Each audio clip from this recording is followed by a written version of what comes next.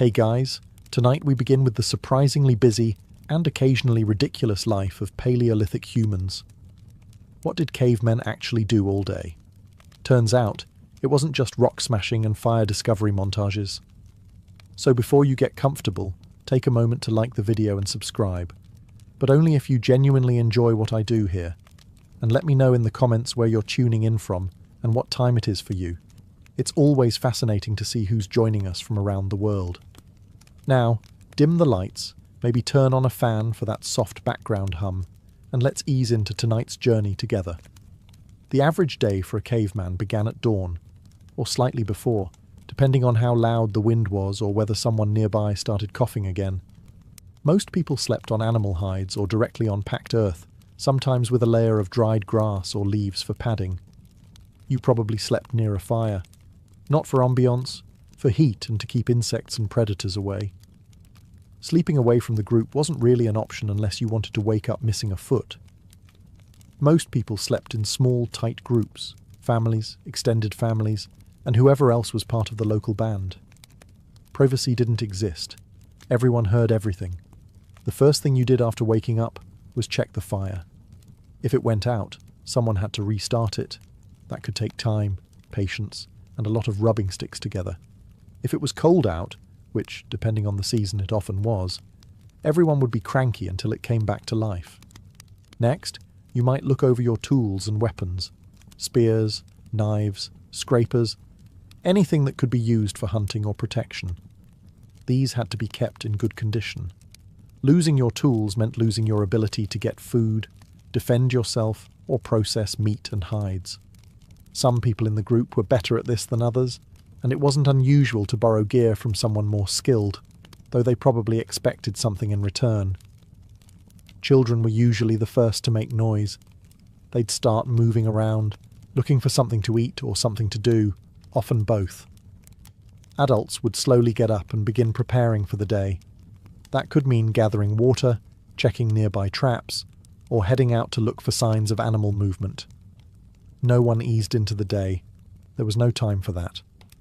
Your daily goal was simple: stay warm, find food, and avoid injury. If you woke up in one piece, your fire was still burning, and nothing outside looked immediately dangerous, you were already ahead. In the Paleolithic era, personal hygiene existed, just not in the way we think of it today. Cleanliness was mostly practical, not aesthetic. You cleaned yourself when it started interfering with your ability to live, or when the smell became a group issue. Bathing happened, but it depended heavily on the season and environment. If there was a stream, people washed in it, when the water wasn't freezing. Otherwise, cleaning might involve wiping off dirt with leaves, handfuls of sand, or on rare luxury occasions, animal fat.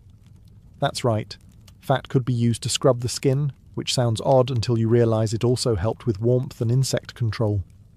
Teeth were another story. There were no toothbrushes, but some people chewed fibrous sticks or bones to clean their teeth. Dental wear was common, especially since the Paleolithic diet involved tough meat, unprocessed grains, and sand particles from grinding stones that got into food. Cavemen didn't brush, but they also didn't eat candy, so cavities were rare. Tooth loss from injury or wear, however, was a different matter. Hair care was minimal. Hair was usually long, tied back, or simply ignored. Lice were common. Some groups used ash, dirt, or animal oils to reduce infestations. Others may have resorted to the always effective method of scratching a lot and hoping it goes away. There's also evidence from later prehistoric periods of primitive combs or grooming tools, so some effort was made. Eventually. Clothing didn't help matters. Animal hides weren't breathable, and they weren't washed often. If they smelled, people either got used to it or blamed the person sitting closest to the fire.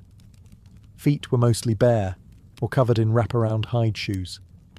As you can imagine, the smell of a prehistoric cave was distinctive. But here's the surprising part. Despite the lack of soap or showers, early humans adapted well. Their immune systems were strong, and their communities understood enough about cleanliness to avoid major outbreaks. In fact, people probably smelled about the same, so no one really noticed unless you did something extreme, like roll in a dead animal. Which, by the way, some people did, for camouflage, breakfast. There was no set time to eat. People ate when they could, what they could, and only if there was anything left over from the day before.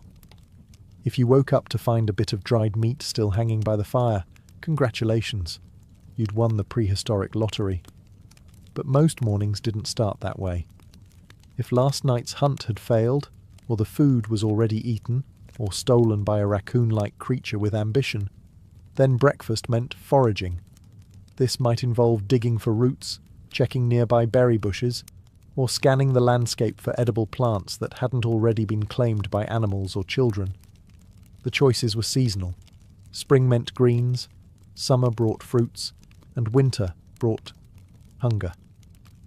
Protein was more unpredictable. Small animals like birds, rabbits, or insects were occasionally caught and eaten whole or roasted. Insects were a reliable protein source, even if nobody was particularly excited about it. If you found a termite mound or a handful of grubs, that might become the morning meal. They didn't taste great, but they didn't bite back either. Sometimes you'd share with others, especially within your own family group. But food was a resource, not a courtesy. If someone brought back breakfast, it meant they were either generous or in charge. Or both. Water was another priority. Streams, springs, and rivers were the main sources, if you were lucky. If not, puddles had to do. Boiling water wasn't a common practice yet, so most water was consumed raw and occasionally accompanied by bacteria, your gut either defeated or deeply regretted. Occasionally, there'd be a leftover from the last big hunt. Smoked meat, marrow from cracked bones, or dried strips of hide that were technically edible with enough chewing. These were valuable. People stored them high, wrapped, or hidden, though nothing could stop a determined child with a stick. So every morning was a new gamble. Maybe you'd find a few berries and a half-roasted squirrel. Maybe you'd find nothing. Either way, no one skipped breakfast on purpose. After breakfast, or the realization that breakfast wasn't happening, the next big task of the day was tool maintenance. Tools weren't just accessories, they were survival equipment. Without a good edge, you couldn't cut meat, scrape hides, or defend yourself. So, a surprising amount of the day was spent hunched over rocks, hitting other rocks, trying to get just the right shape. Welcome to Paleolithic tool-making, part craftsmanship, part trial and error, and entirely dependent on not smashing your thumb. The raw material of choice? Flint, or obsidian, if you were feeling fancy and lived near a volcano. These stones chipped predictably, which meant you could flake off sharp edges and create cutting tools. The basic starter pack included hand axes, scrapers, spearheads, and the very popular rock with a handle. There was no one-size-fits-all. Each tool had a purpose. Some for butchering, others for shaping wood, and some for tasks we still don't fully understand but probably involved hitting things. Most people made their own tools, but like everything else, some were better at it than others. If someone in the group had a knack for making perfectly balanced spear points, they earned respect, and requests. Sharpening tools was constant. A dull edge was basically useless, and worse, dangerous. You'd either hurt yourself or waste time. Stones were ground, flaked, and tested daily. And yes, sometimes this meant spending 2 hours making something that broke after 2 minutes of use. You didn't complain, you just started over. Toolkits were often passed down, traded, or even stolen. If you lost yours, you weren't just embarrassed, you were in serious trouble. The moment you had nothing sharp on hand was usually the moment something with claws showed up. Occasionally, creativity kicked in. Someone might tie a rock to a stick with animal sinew and call it a hammer. Others discovered bone tools, flexible, lightweight, and perfect for fine tasks. These innovations were the seeds of later technological revolutions, even if their inventors were mostly just trying to cut something faster. Once the tools were ready, and breakfast, or the lack thereof, had been resolved, it was time to tackle the main event, the hunt. Hunting in the Paleolithic world wasn't a solo hobby.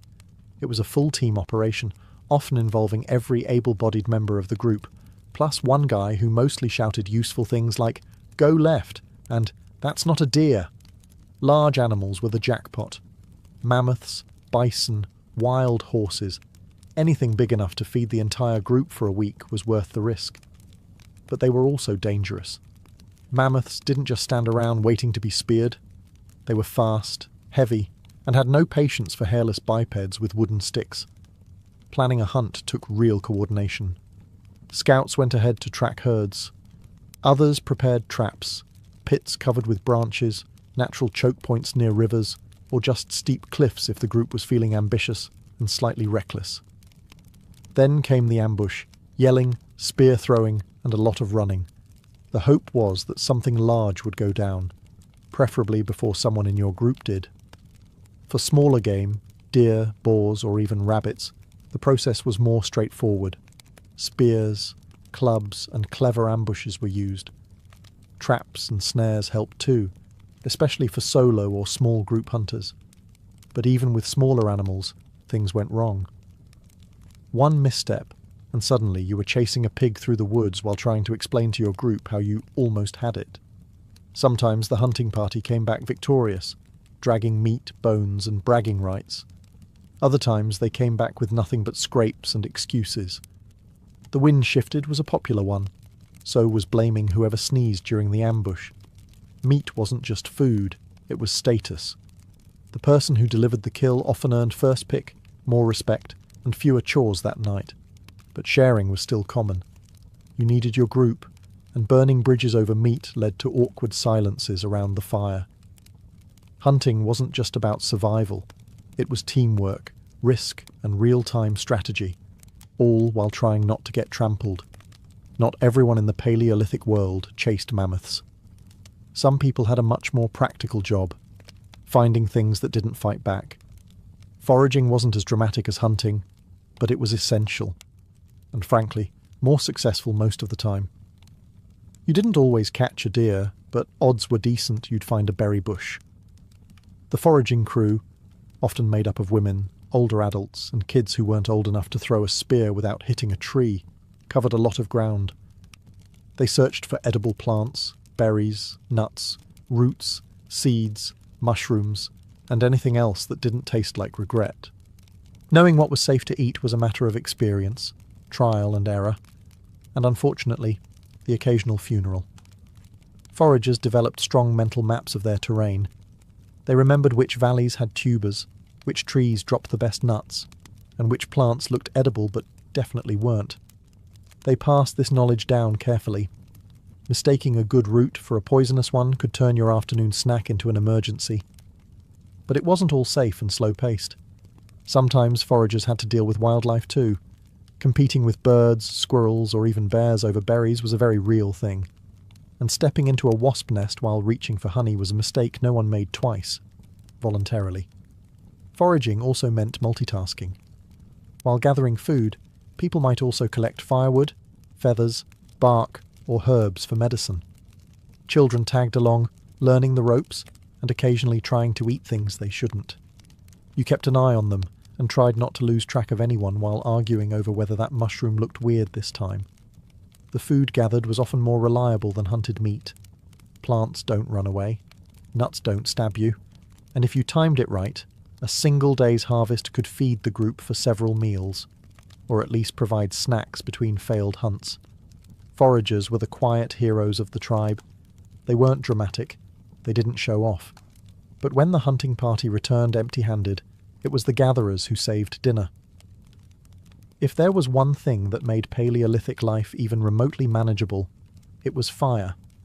Fire cooked your food, kept you warm, scared off predators, and let you see your own feet after sunset. Without it, your odds of survival dropped fast, which is why every group had an unspoken rule: don't let the fire go out. Someone, usually whoever got the short end of the stick that day, was put on fire duty. This meant keeping an eye on the flames, feeding it with wood, and occasionally panicking if the wind shifted or the coals looked too dim. It wasn't glamorous, but it was essential. You could go without breakfast. You could limp through a bad hunt. But if the fire went out? Now that was a group emergency. Starting a fire from scratch wasn't easy. It involved friction-based tools like fire drills or hand-spinning sticks over dry wood. If your hands were cold or your material damp, you could be there all day, hoping a tiny ember showed mercy. This is why many groups tried to keep a single fire going at all times, even when moving camp.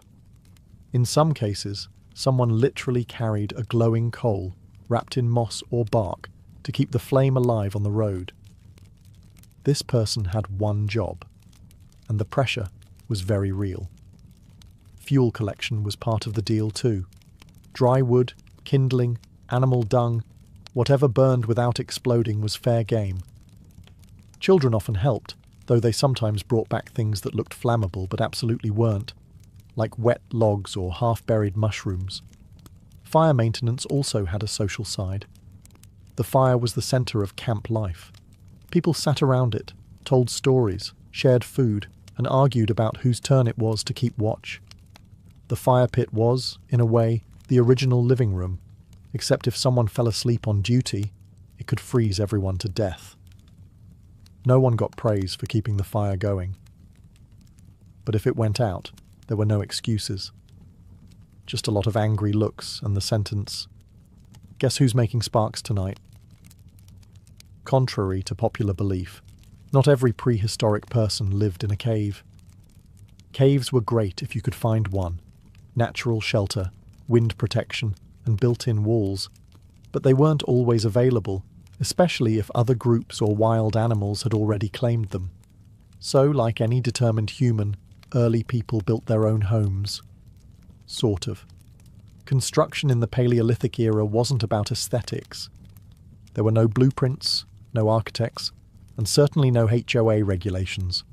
The main goal was simple: keep the weather out and the people in.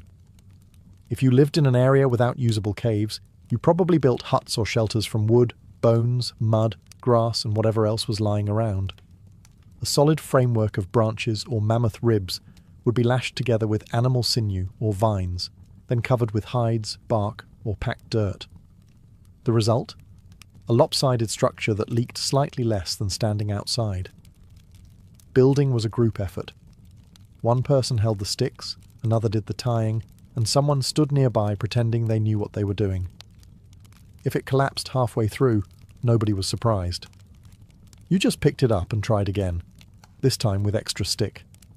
Weather was always a problem. Rain turned dirt floors into mud pits. Wind could rip hide coverings away like nature was trying to redecorate. Snow crushed entire shelters if they weren't reinforced. That's why some groups built seasonal structures. Light summer huts that could be quickly abandoned, and heavier winter shelters for long, miserable stretches of frozen time. Insulation was a luxury. If you were lucky, animal hides covered the walls and floor. If not, you just layered up and complained. The fire stayed in the centre, ideally with a hole in the roof to let smoke out, though it usually let in just as much cold. Furniture? Not really. A rock to sit on, a flat place to nap, and maybe a pile of hides for sleeping. Luxury was a warm corner with no drafts and a roof that didn't drip. And yet, even with limited materials, prehistoric people managed to build homes that worked. They weren't pretty, but they kept you alive, dryish, and occasionally upright during a windstorm. Parenting in the Paleolithic era came with no manuals, no podcasts, and definitely no baby strollers.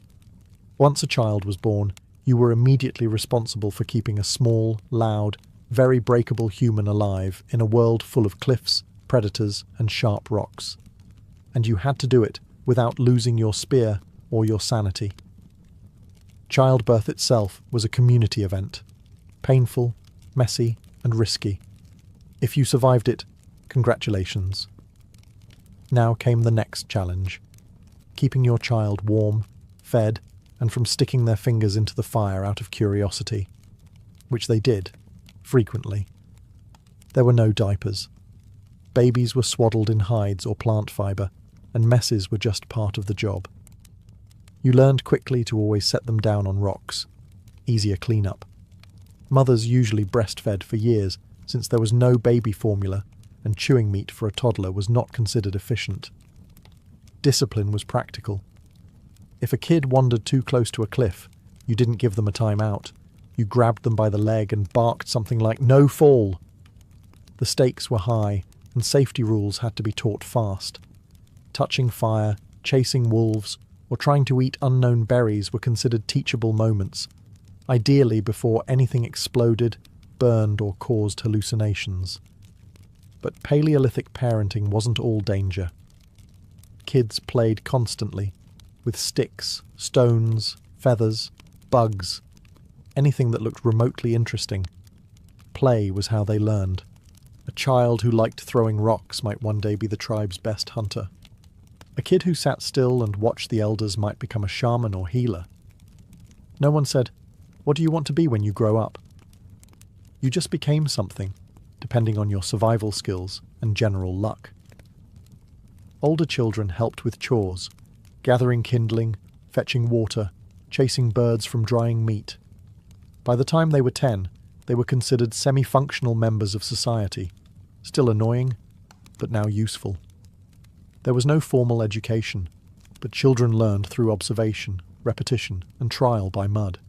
They didn't have toys, they had nature, and nature didn't come with safety labels. After a long day of hunting, gathering, scraping, dodging wild animals, and parenting without sedation, early humans finally got to enjoy a bit of what we might call downtime. Of course, Paleolithic social life wasn't exactly wine tastings and brunch, but it was something. The heart of social activity was the fire. Once the sun dipped low and visibility dropped to "hope you don't trip over a sleeping dog," the group would circle around the flames, not for a party, but because it was the only source of warmth and light that didn't bite. Still, it served as the tribe's gathering point. Everyone came here to eat, talk, and unwind. Evening conversations weren't small talk about the weather. They were storytelling sessions. People shared the day's events, exaggerated hunts, and told tales about spirits, ancestors, or that one time someone fell into the river chasing a fish. Storytelling wasn't just entertainment. It was how knowledge was passed down. What to eat, what to avoid, where the good hunting spots were, all wrapped in stories complete with dramatic grunts and arm-waving. Music and dancing also made appearances, though it wasn't exactly coordinated. Someone would bang two stones together rhythmically, someone else might hum or chant, and suddenly 3 children would start spinning in circles because no one told them not to. Instruments included hollow bones, stretched hide drums, and literally anything that made a vaguely satisfying sound. Bragging was also a big part of social life. If someone had a successful hunt, they would mention it, repeatedly. If they made a sharp tool, they'd casually show it off while pretending not to care. Social status wasn't about wealth, it was about skills. Who could hunt? Who could lead? Who could keep the fire going without burning their own eyebrows off? And flirting? Oh, it happened. There weren't many options, so romantic gestures were often subtle. Sharing food, sitting closer to someone, or not laughing when they misidentified a pile of dung as a rare root. Relationships formed slowly, and usually with the quiet understanding that "you didn't throw a rock at me today" was a good sign. Courtship was subtle, practical, and usually involved more grunting than poetry. Still, early humans managed to figure out how to form partnerships, somehow, despite the complete lack of scented candles or deodorant. The first step in courtship was proximity. You lived in a small band of maybe 20 to 40 people, which meant your dating pool was basically whoever hadn't already been claimed by someone else or wasn't related to you. Not ideal, but there was no prehistoric version of Tinder, unless you count locking eyes while chewing the same piece of roasted squirrel. Flirting was quiet, and by today's standards, kind of strange. Sharing food was a big deal. If someone gave you the choicest piece of meat or a handful of berries they didn't technically have to part with, that was interest. Helping someone scrape a hide or carry water. Also a green flag. Early romance was based on effort, not eloquence. Appearance mattered, but only up to a point. You weren't judged on your outfit. Everyone wore some variation of fur and dirt. What counted was your ability to survive. A good hunter or skilled forager had a better shot at attracting a mate than someone who sat by the fire all day carving questionable-looking statues. Pair bonds were often long-term, but not always permanent. People stayed together for cooperation, raising children, sharing food, surviving bad winters. If it wasn't working, a quiet separation occurred. No paperwork, just fewer shared tasks and more awkward silences during group meals. Sexual relationships were probably more flexible than modern assumptions allow. Some anthropologists suggest that early humans were less possessive than later agricultural societies. Group dynamics, survival needs and mobility often shaped relationship norms more than personal jealousy. And of course, there were no love songs, just quiet companionship, a shared blanket, and the mutual understanding that neither of you wanted to get eaten alone. It may not have looked romantic, but it worked. Paleolithic couples built families, raised children, and made it through storms, all without once arguing about who forgot to do the dishes, mostly because there were no dishes. Despite the constant need to hunt, gather, and not die, early humans still found time for something uniquely human: art. And while they didn't have galleries, museums, or the phrase "that's very abstract," they did have walls. Big, cold cave walls. And apparently those were just begging for decoration. The earliest known cave paintings date back over 30,000 years, with famous examples found in places like Lascaux and Chauvet in modern-day France. These weren't random doodles. They featured animals like bison, deer, horses, and mammoths, often drawn with surprising accuracy and motion. Some had lines showing movement, others had dots, handprints, or symbols whose meaning we still haven't cracked. What tools did they use? Nothing fancy, just natural pigments like charcoal, ochre, and manganese, crushed minerals mixed with water, fat, or spit. For brushes, they used fingers, sticks, chewed-up ends of plants, or hollow bones to spray pigment across their stenciled hands. Yes, prehistoric people invented airbrushing long before it showed up on motorcycles. Why did they paint? No one knows for sure. Maybe it was storytelling. Maybe spiritual beliefs. Maybe someone just had an eye for composition, and no one told them to stop. Some anthropologists believe the art was connected to hunting rituals, a way to summon success, or pass on knowledge about which animals to chase and which ones to avoid. The artists probably worked by firelight, deep inside caves, in places no one lived, meaning they were making art just to make it. No commercial gain, no Instagram followers, just human expression in the rawest form. Kids likely got in on it too. Some caves include tiny handprints, suggesting that even little ones were taught how to make their mark, literally. And while we'll never know who made the first bison sketch, odds are someone stood behind them, grunting in approval or offering very unhelpful critiques. What's remarkable is that this art lasted. Long after the huts rotted and the fire pits crumbled, those painted animals still gallop across cave walls. Proof that even 30,000 years ago, humans needed more than just food and shelter. They needed to create. Also, maybe they just really liked bison. Getting sick or injured in the Paleolithic era was a bit like rolling dice with the universe. Only the dice were made of bone and had mostly bad sides. There were no hospitals, no antibiotics, and definitely no urgent care. If you broke something, cut yourself, or developed a mysterious rash, the best-case scenario was that your body handled it. The worst-case scenario, well, everyone gathered awkwardly around your fire and hoped it didn't look contagious. Medical care existed, but it was basic. Extremely basic. Early humans likely had some understanding of plants that reduced pain or inflammation. Chewed bark, roots, or crushed herbs might have served as primitive medicine. Willow bark, for instance, contains salicylic acid, the active ingredient in aspirin. So somewhere out there, a Paleolithic person was the first to discover pain relief by gnawing on a tree. For wounds, treatment often involved cleaning the area with water or antiseptic plants, if known, wrapping it in animal hide or moss, and then watching it closely. Infection was the real killer, not the injury itself. There were no sterile bandages. If the wound got red, hot, and started to smell, well, that was the smell of bad news. Broken bones? Sometimes they healed, sometimes they didn't. There's archaeological evidence of prehistoric skeletons with healed fractures, suggesting that care was given and rest was enforced. But there were also people who clearly kept moving on bad limbs, because there wasn't much choice. Toothaches were another issue. Teeth wore down from constant chewing of tough meat and grit-filled plants. Cavities weren't common, but tooth decay and jaw infections did happen. The solution? Removal, with a rock, and no anesthesia.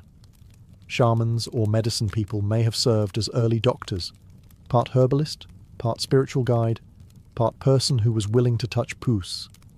They used rituals, chants, and substances we might now consider mildly hallucinogenic. Was it science? No. Did it work? Sometimes.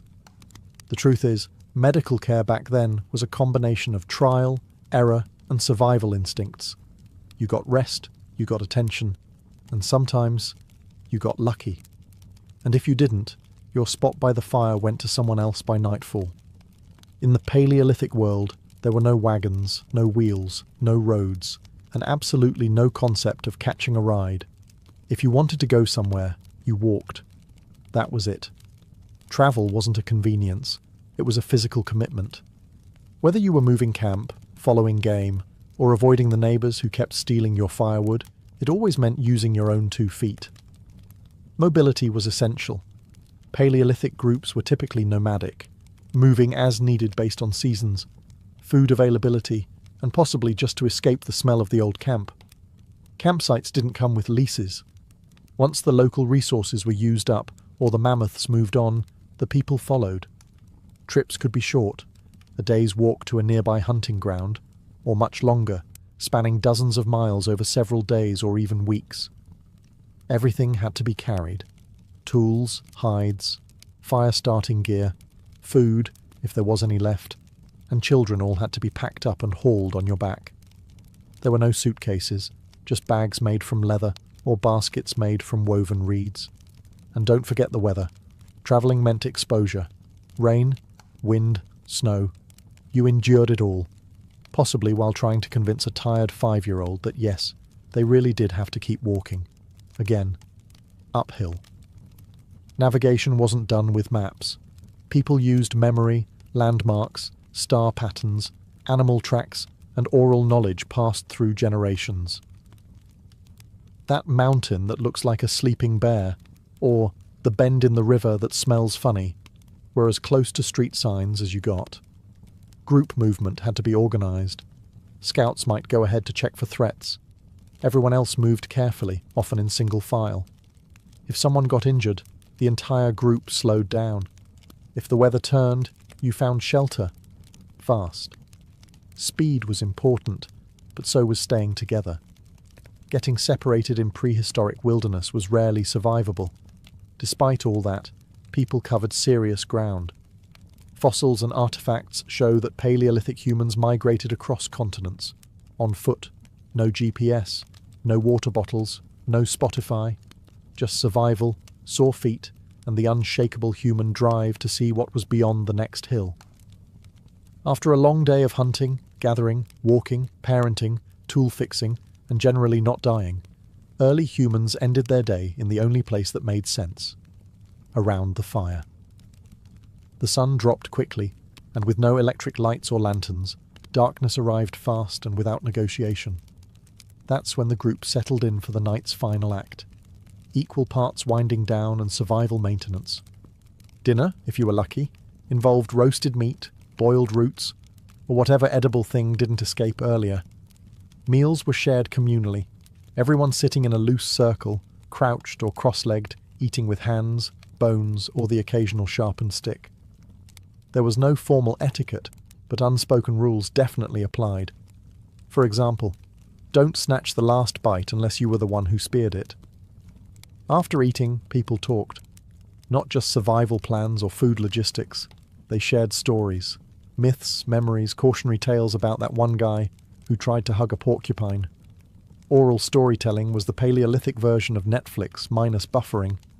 These stories passed down knowledge, entertained kids, and probably exaggerated everyone's hunting skills by at least 30%. Sometimes there was singing, rhythmic, simple chants or calls passed between voices. A piece of bone might double as a flute. A hollow log? Drum? The music wasn't polished, but it didn't have to be. It kept the cold away just a little longer. By now, most people were physically drained. The day didn't leave much energy for deep philosophical discussions. Kids passed out first, curled up next to parents or in a pile of furs. Adults lingered longer, staring into the fire like it held answers. Or maybe just zoning out. Same thing. Before sleep, someone always checked the fire, the unsung hero of the group. If the flames looked low, they were fed. If the wind shifted, barriers were adjusted. And if someone forgot to check, well, they'd hear about it first thing in the morning. In December 1938, two German scientists, Otto Hahn and Fritz Strassmann, bombarded uranium with neutrons, and the results were baffling. They hadn't just altered the element, they had split it. Nuclear fission had just been discovered. Word of the experiment raced through the global physics community like a lightning strike. And while the implications were still theoretical, one thing was instantly clear. If fission could be controlled and harnessed, it could unleash an explosion of unimaginable power. And that terrified the scientific world, especially in the United States, because Nazi Germany, home to some of the brightest physicists on Earth, had just taken the first step toward a doomsday weapon. Physicist Leo Szilard, a Hungarian Jew who had fled Europe, immediately grasped the stakes. If Hitler's scientists built an atomic bomb first, the world wouldn't just lose a war, it might lose its future. Alongside fellow refugee Albert Einstein, Szilard drafted a letter to President Franklin D. Roosevelt, warning that the Germans might be working on exactly that. Einstein signed it. The letter was delivered in October 1939. Less than 2 months after World War II had begun. Roosevelt didn't rush into action, but he didn't ignore it either. He formed an advisory committee on uranium. Funding trickled in, slowly. At first, the United States simply wasn't ready to take nuclear physics seriously as a weapon of war. That would soon change. By 1941, the British had confirmed the bomb's feasibility. Japan had attacked Pearl Harbor. The US had entered the war. And what started as a vague concern suddenly became a high-stakes, time-sensitive race.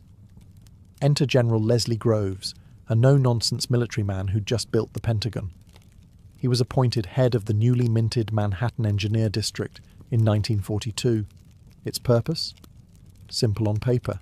Build an atomic bomb before the Nazis did. In practice?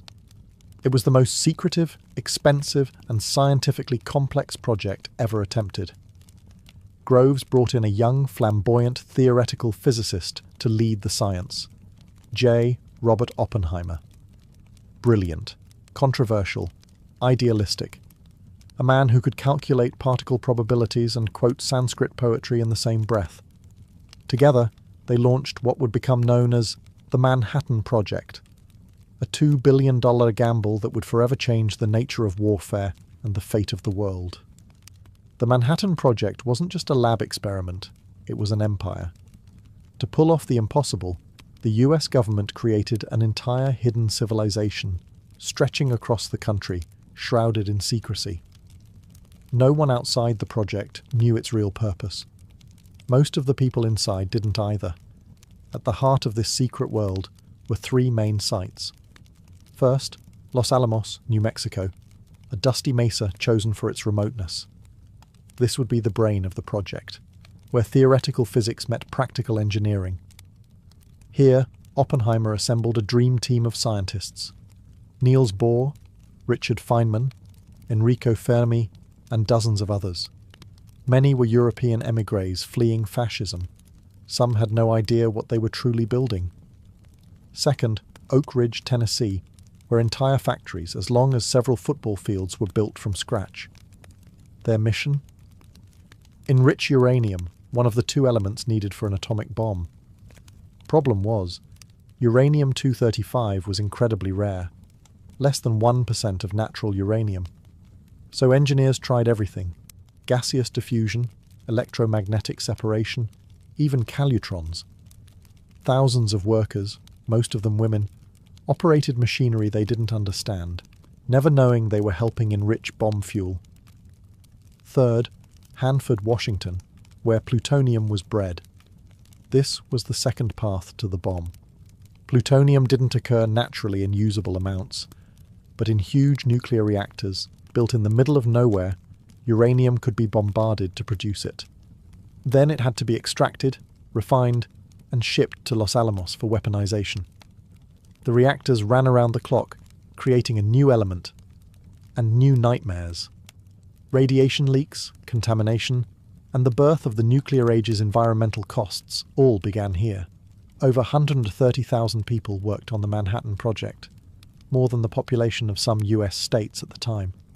They built secret towns, complete with housing, schools, stores, and security fences. Mail was censored. Phone calls were monitored. Workers were told only what they needed to know. Even Vice President Harry Truman had no idea what the project was until he became president. This wasn't just a science project. It was industrial, military, bureaucratic, and deeply human.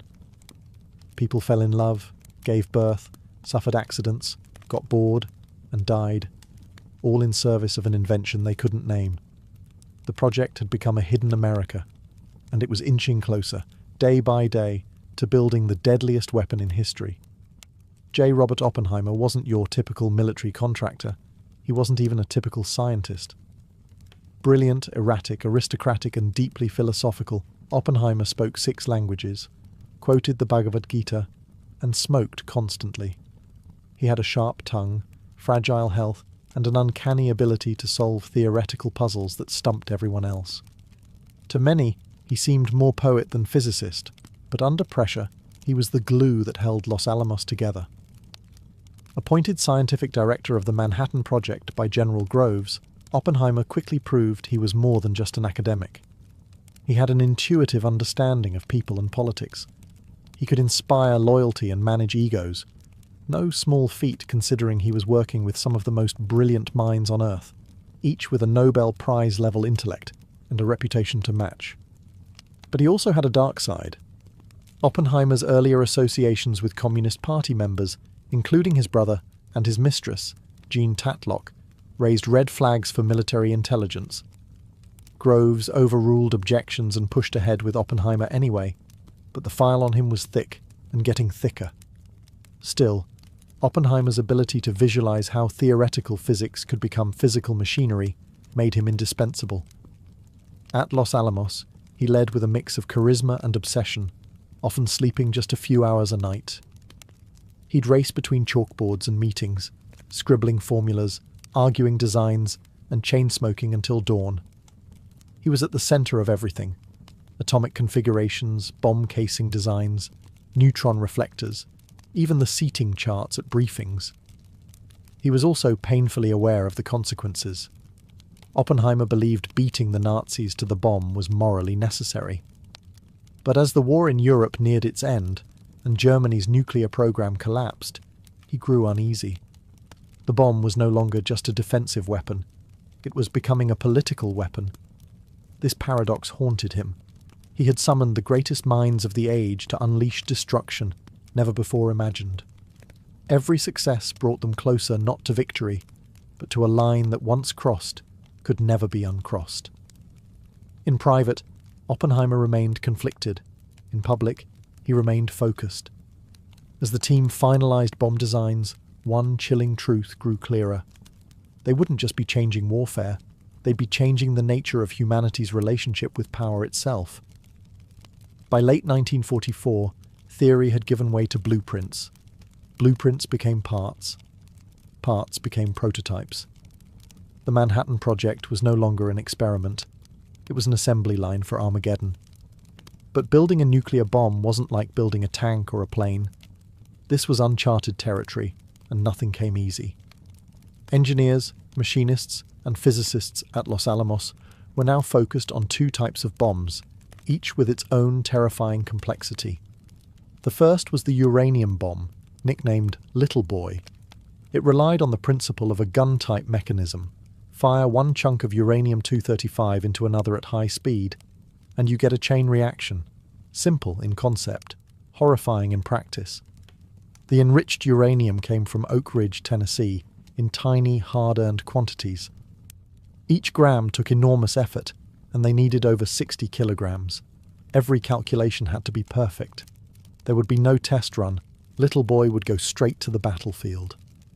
The second bomb, Fat Man, used plutonium. But plutonium was trickier. A gun-type design wouldn't work. Plutonium would pre-detonate, fizzling out before it reached full power. Instead, they had to develop a completely different method: implosion. This meant precisely timed explosive lenses would compress a plutonium core into a critical mass in microseconds. It was like trying to crush a steel ball evenly from all sides using dynamite, without cracking the shell. To make matters worse, plutonium was toxic, unstable, and newly invented. The scientists worked under extreme secrecy and stress. Accidents happened. In 1945, physicist Harry Daghlian accidentally dropped a tungsten brick into a plutonium core, initiating a critical reaction. He absorbed a lethal dose of radiation and died weeks later. The demon core, as it was called, would kill another scientist, Louis Slotin, months later, in an eerily similar accident. Every step forward carried a cost, physically, mentally, morally. Meanwhile, time was running out.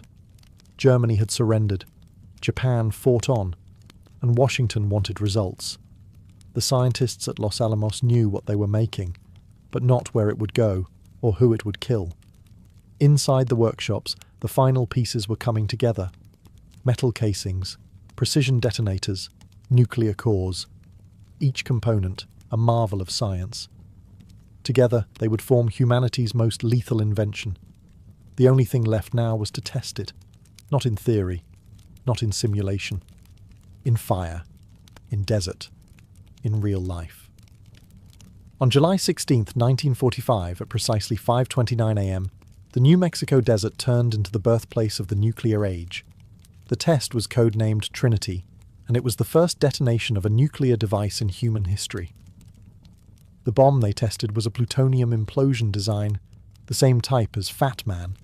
It had never been tested before. Unlike Little Boy, which the scientists believed would work based on simple physics, Fat Man's complex implosion mechanism made it unpredictable. It could fail, it could fizzle, or it could destroy everything around them. Tension ran high. Oppenheimer, Groves, and hundreds of scientists gathered at observation points miles from the detonation site. Many wore welding goggles. Some had sunscreen smeared on their faces, hoping it would protect them from the unknown light that was about to be born. Others took bets on whether the blast would ignite the atmosphere. It sounds absurd now, but back then, they genuinely weren't sure. At the exact moment of detonation, the desert exploded with a flash brighter than the sun. The shockwave knocked people off their feet. The heat could be felt over 10 miles away. A mushroom cloud soared 40,000 feet into the sky. The earth itself seemed to pause. One observer described it as being present at the birth of the world. Another said it felt like the gates of hell had opened. Oppenheimer didn't cheer. He whispered a line from the Bhagavad Gita, "Now I am become death, the destroyer of worlds." The test was a success, a terrifying, undeniable success. It confirmed that the United States now possessed a weapon that could annihilate entire cities in seconds. But it also marked the beginning of a profound moral reckoning. Photographs were taken, measurements recorded. Glass-like sand, now called trinitite, formed at ground zero. But what lingered most wasn't scientific data, it was silence, awe, and the haunting awareness that mankind had crossed a threshold that could never be uncrossed. News of the test was kept tightly sealed. President Truman, then attending the Potsdam Conference in Germany, was informed via a coded message. The baby is born. The war was still raging in the Pacific. Japan had not yet surrendered. And now, the United States held the power of annihilation. The question wasn't if they would use it. It was where and when. Less than a month after the Trinity test, the theoretical horror became a real one. The United States had 2 working bombs and a fateful decision to make. On August 6, 1945, a B-29 bomber named Enola Gay lifted off from Tinian Island. Its payload, Little Boy, the uranium bomb. The target, Hiroshima, a city of military importance, but also full of civilians. At 8:15 a.m., the bomb was released. 43 seconds later, the sky erupted. The explosion leveled 5 square miles of the city. Temperatures reached 7,000 degrees Fahrenheit at the epicenter. Over 70,000 people died instantly, vaporized or crushed. Fires raged. Survivors, burned and blinded, stumbled through a nightmare landscape of twisted steel and ash. In the following weeks, tens of thousands more would die from radiation sickness, injuries, and trauma. The world had never seen destruction like this. And yet, the war continued. Japan's leaders hesitated. Some wanted surrender, others wanted terms. The US, interpreting silence as resistance, prepared a second strike. On August 9th, the plutonium bomb, Fat Man, was loaded onto another B-29, Boxcar. The primary target was Kokura, but cloud cover forced a change. The bomb was dropped over Nagasaki at 11:02 a.m. The terrain of Nagasaki limited the blast somewhat, but the destruction was still catastrophic. Around 40,000 people died instantly. The blast obliterated factories, homes, temples. Once again, thousands more would succumb in the following days from burns, trauma, and radiation. Within hours, the Japanese cabinet convened in chaos. The emperor himself, Hirohito, intervened. For the first time in history, a Japanese emperor spoke directly to his people, announcing unconditional surrender. The war was over. But the debate had just begun. Did the bombs end the war, or did they usher in something worse? Were they necessary, or a horrific show of force? Some scientists had begged for a demonstration instead of a city strike. Their pleas were ignored. Others, like General Groves, felt no remorse at all. The world had entered a new reality, one where peace was enforced by the threat of absolute destruction. The bomb had done its job, militarily, but morally, philosophically, spiritually? Those questions would echo for generations. What was undeniable? In 2 flashes of light, the 20th century had split. There was the world before the bomb, and everything that came after. The mushroom clouds had barely settled before the world, and especially those involved, began to wrestle with what had just happened. At Los Alamos, the celebrations were muted. Yes, the bomb had worked. Yes, the war was over. But the scale of devastation stunned even those who had built it. Photos of charred bodies and flattened cities reached the laboratories. Survivors' stories trickled in. Scientists who once poured their genius into making the weapon now stared into an ethical abyss. Many felt they'd unleashed something far bigger than they understood. Oppenheimer, in particular, was shattered. Though once the charismatic heart of the Manhattan Project, he was now a man haunted. In a meeting with President Truman shortly after the war, he reportedly said, "Mr. President, I feel I have blood on my hands." Truman, according to his staff, was disgusted. He later called Oppenheimer a crybaby scientist. But the ethical crisis wasn't confined to one man. Scientists like Leo Szilard and James Frank circulated petitions urging transparency and international control of nuclear weapons. They warned that secrecy and unchecked arsenals would lead to an arms race. Their reports were ignored. Instead, the US tightened control over nuclear research. The Atomic Energy Commission was formed. The Cold War began to simmer, and the Soviets, already aware of the Manhattan Project thanks to extensive espionage, were racing to build a bomb of their own. Meanwhile, many Manhattan Project workers, especially those at Oak Ridge and Hanford, began to learn, often for the first time, what they had been a part of. Some were proud, others were horrified. The public too was split. American newspapers cheered the end of the war. But slowly, images of Hiroshima and Nagasaki began to appear. Questions followed. Could Japan have been forced to surrender another way? Were both bombs necessary? Was this justice or vengeance? And then came the reality of radiation. Survivors of the bombings, hibakusha as they came to be known, suffered burns, cancers, miscarriages, and lifelong stigma. Fallout studies began. The long-term toll wasn't just physical, it was generational. DNA damage, birth defects, psychological trauma. The war had ended, but the consequences were only beginning. The Manhattan Project had achieved its goal, but left behind a legacy of sorrow, secrecy, and ethical confusion that would define the nuclear age. Science had broken through a barrier, but humanity hadn't caught up. While the bomb was being built in secret deserts and hidden labs, it wasn't as secret as the US government had hoped. Even as America celebrated its newfound atomic dominance, cracks in its security had already begun to widen, and Soviet agents had already slipped through. The Manhattan Project had been compromised from nearly the beginning. Thanks to Soviet espionage networks, the USSR knew about the bomb long before it was dropped. Key scientists, including Klaus Fuchs, a theoretical physicist working at Los Alamos, were quietly funneling details of the weapon's design straight to Moscow. Fuchs's information was so precise that Soviet engineers later admitted they used his data as a template when building their own bomb. He wasn't alone. Julius and Ethel Rosenberg, American civilians with communist ties, were accused of passing atomic secrets to the Soviets. Their eventual trial and execution in 1953 shocked the nation and became one of the most controversial episodes in Cold War history.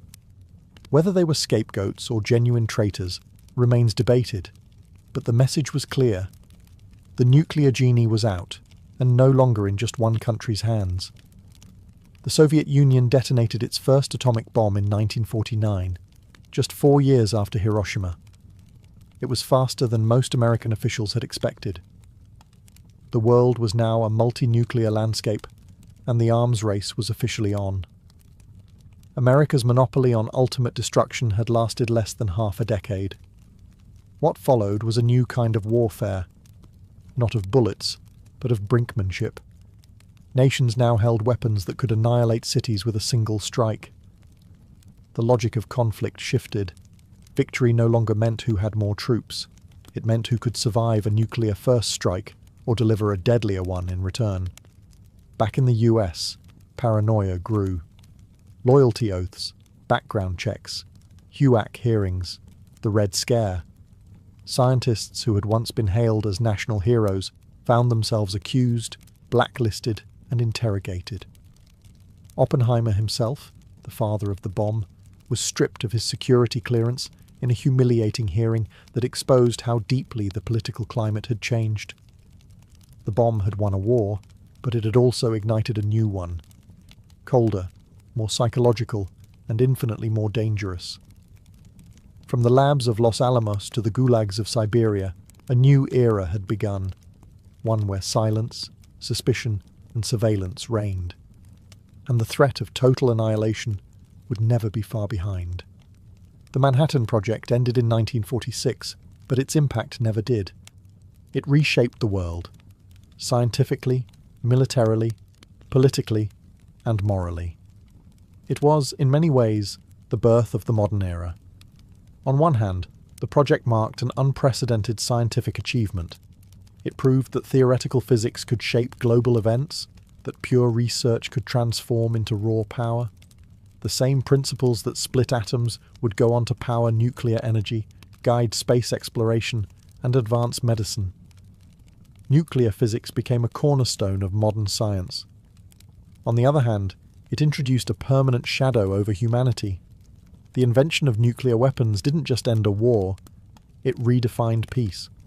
For the first time in history, humans had created something that could wipe themselves out entirely. That terrifying possibility has hovered over every international conflict since. The concept of mutually assured destruction became the twisted backbone of Cold War diplomacy. Two superpowers, armed to the teeth, locked in a stalemate where pulling the trigger meant the end of civilization. The Manhattan Project also sparked a global arms race.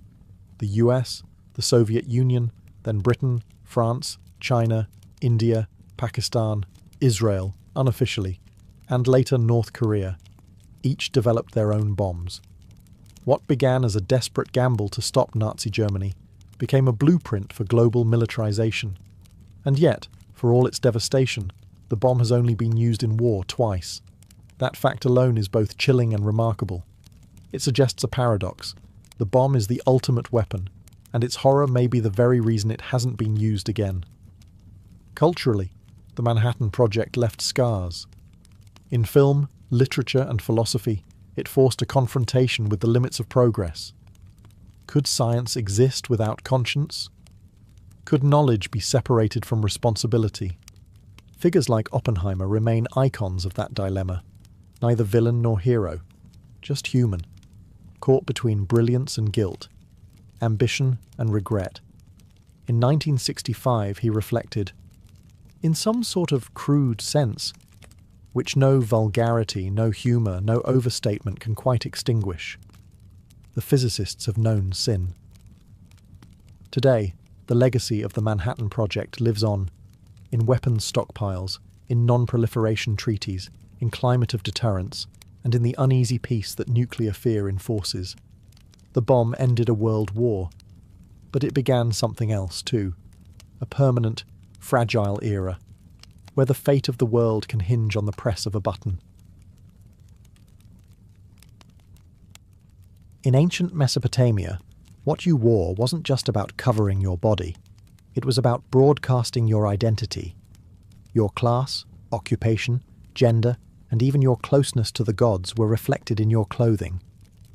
Fashion here was an elaborate code, and everyone, from priest-kings to slaves, was expected to follow it.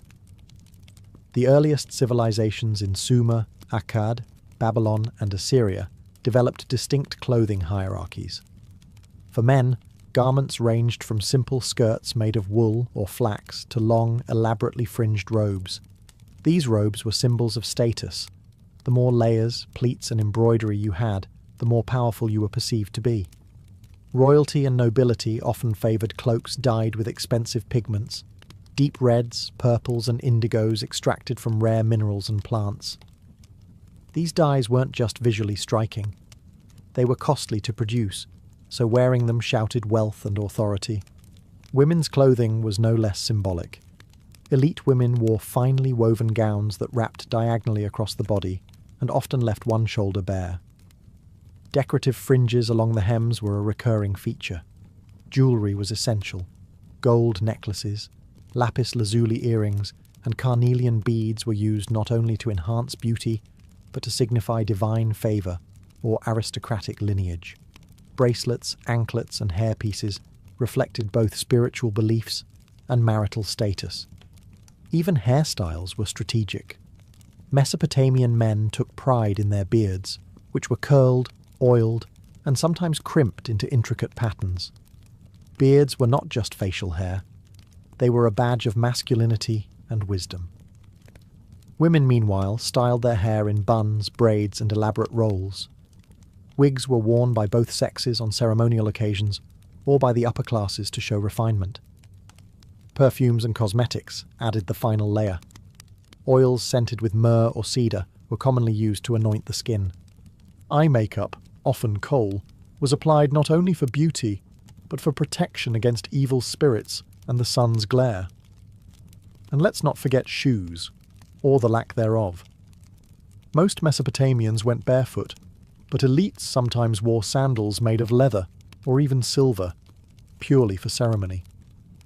In Mesopotamia, fashion wasn't frivolous. It was deeply functional, symbolic, and enforced by religious and political institutions. What you wore could elevate you or condemn you. Even 5,000 years ago, people knew appearances weren't just skin deep, they were destiny. In ancient Egypt, fashion served a divine function. What you wore didn't just signal wealth or taste, it reflected your connection to the gods. Clothing was about purity, power, and eternal style. And in a land where life and death were closely intertwined, your wardrobe had to be fit for both this world and the next. Linen was king. Derived from flax, it was the primary fabric for all Egyptians, soft, lightweight, and perfect for the desert heat. But not all linen was equal. The upper class wore finely woven, almost transparent linen that clung to the body in elegant folds. Pharaohs and nobility wore pleated kilts and robes with ornate sashes, often starched and shaped to dramatic effect. The whiter and finer the linen, the more it symbolized purity and favor with the gods. For women, fashion was both sensual and symbolic. Elite women wore sheath dresses, known as calasiris, that were tight-fitting and often supported with shoulder straps. These dresses left little to the imagination, but in Egyptian culture, beauty and fertility were divine virtues. Clothing was designed to highlight the natural form. Modesty, as we know it today, wasn't the goal. Harmony and sacred aesthetics were. Jewelry was more than adornment. It was spiritual armor. Amulets shaped like scarabs, ankhs, and eyes of Horus were common. Gold was the preferred metal of the gods, believed to be incorruptible. Necklaces like the broad collar, or wesek, were worn by both genders and layered with precious stones, turquoise, lapis lazuli, and carnelian. These weren't just pretty, they offered protection and favour from the divine. Wigs were a daily fashion choice for elites. While most Egyptians shaved their heads for hygiene and to ward off lice, wigs, made of human hair or plant fibres, signalled rank and beauty. Some were enormous, intricately braided, and perfumed with cones of scented wax that melted in the heat, releasing fragrance throughout the day. Makeup was essential. Kohl eyeliner wasn't just stylish, it protected the eyes from the sun's glare and was believed to ward off evil spirits. Men and women both wore green malachite eyeshadow and red ochre lip stain. Looking good was serious business, because the gods were always watching. From pyramid workers to priests to queens, what you wore in Egypt wasn't just a fashion choice, it was a sacred statement about your status, your soul, and your journey into eternity. At first glance, ancient Greek fashion might seem simple, flowing fabrics, minimal seams, and clean lines. But look closer, and you'll see a world coded with identity, status, and civic values. In Greece, especially during the classical period, clothing wasn't about extravagance. It was about order, proportion, and philosophy. Literally. Greek garments were typically made from rectangular pieces of wool or linen, artfully draped and pinned rather than cut or tailored. The most iconic outfit was the chiton, a tunic fastened at the shoulders and belted at the waist. Men's chitons were usually knee-length, while women's reached the ankles. But even that length was a message. Long chitons on men signalled youth or priesthood, while short ones meant athleticism, labour, or military life. Over the chiton, both genders might wear a hymation, a large cloak draped over one shoulder. Philosophers famously wore it wrapped tightly, creating a dignified, severe look that mirrored their stoic ideals. The hymation became a silent advertisement for intellect and civic virtue. Women also wore the peplos, a heavier woolen garment folded over at the top, creating a double layer across the torso. This fold, called the apoptygma, was both decorative and symbolic. It highlighted modesty and femininity, ideals prized in Athenian society. The way a woman wore her peplos could signal her marital status, her mourning, or even her alignment with religious festivals. Colour played a subtle but important role. White was associated with purity and ceremony. Dark garments were worn during mourning, Saffron yellow and rich purples, though rare and expensive, appeared during special rituals or in elite households. Patterns were minimal, but geometric borders and embroidery along the hem or neckline added visual weight and social distinction. Hair and accessories were carefully curated. Men often kept their hair short, while women's hairstyles varied widely. Braids, buns, and curls all had their season. Jewellery was elegant but restrained. Gold earrings, intricate hairpins, and bracelets shaped like snakes or leaves. Shoes were optional. Many Greeks went barefoot at home or during ritual events. When they did wear footwear, it was typically simple leather sandals or soft boots. Form met function. Greek fashion was elegance through discipline. In a society obsessed with balance and virtue, the drape of a tunic or the tie of a sash wasn't just aesthetic. It was a reflection of how one lived, thought, and contributed to the polis. If the Greeks used fashion to express ideals, the Romans used it to display dominance. Roman clothing was bold, regulated, and highly symbolic, designed to reflect the empire's strict social hierarchy and its love for spectacle and control. What you wore in Rome wasn't just a personal choice, it was often a legal requirement. The most iconic Roman garment was the toga, and it wasn't for comfort. Reserved for Roman male citizens only, especially the elite, the toga was a massive semicircular woolen cloth draped intricately over the body. It required practice, or a personal slave, to wear properly. The colour, size, and decorative stripe of your toga immediately signalled your status. A toga virilis, plain and white, was worn by adult male citizens. A toga praetexta with a purple border was for magistrates and high-ranking boys. The fully purple toga picta, embellished with gold, was reserved for generals in triumphal processions and, eventually, emperors. To wear the wrong toga could result in public disgrace, or worse. Underneath, men wore a tunica, a simpler knee-length garment belted at the waist. Slaves wore rough, undyed tunics. Freedmen might wear striped versions to distinguish their new, albeit limited, status. Senators had a purple stripe called a latus clavus down the front. Fashion in Rome wasn't about individualism, it was about knowing your place. Roman women, meanwhile, wore the stola, a long flowing dress often paired with the palla, a shawl that could cover the head in public. Respectable matrons wore distinct stolae as a badge of their chastity and virtue. Prostitutes, by contrast, were banned from wearing them, a literal fashion divide between dignity and disgrace. Jewellery was abundant, especially among women.